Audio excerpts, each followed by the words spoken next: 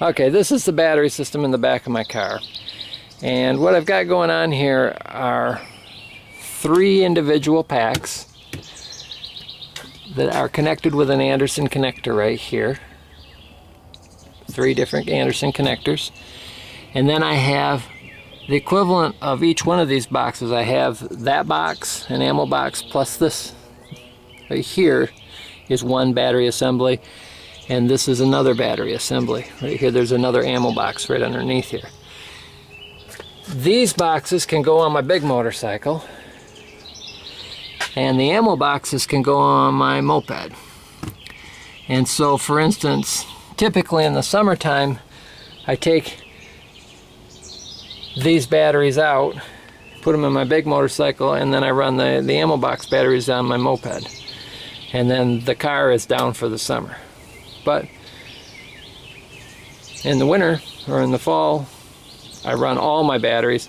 So I've got, these are about a 4.5 kilowatt battery pack assembly, each one of these. So it gives me around a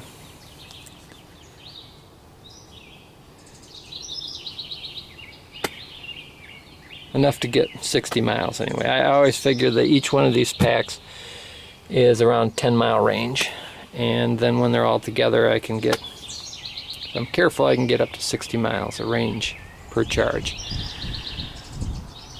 I have to manually balance and keep an eye on my cell voltages. Now these are Chevy Volt batteries, and this particular batteries came from a high mileage Chevy Volt that had 80 to 100,000 miles on it. The batteries that are in these boxes came to a low mileage Chevy Volt. I have them tie straps, and I have them mechanically fastened to the floorboard, to the frame. But this is several things about this battery pack are why you should not convert an electric car. First of all, safety. Crash safety. This thing is a death trap because all of these batteries right here, even being mechanically fastened to the floorboard in a rear end crash, are still pretty much solid and are going to get shoved forward into the occupants and crush the people in here in a really bad accident. I mean, that's a really bad accident, but still, you've got this whole problem of this stuff being in the occupant space. The next thing is battery management systems.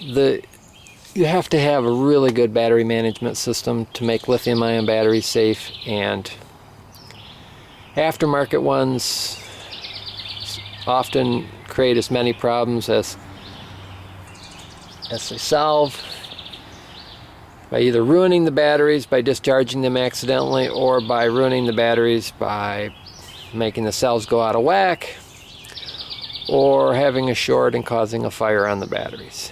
So the OEM battery management systems are excellent if you can somehow get them to work, which is a challenge.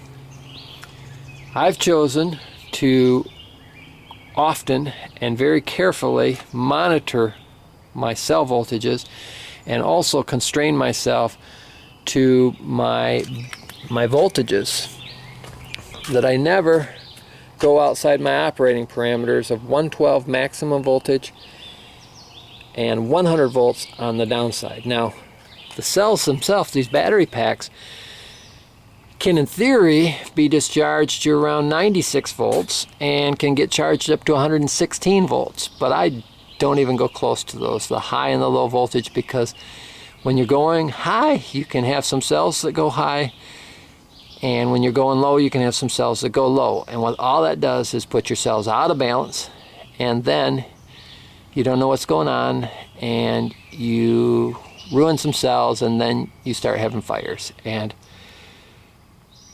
I've driven these batteries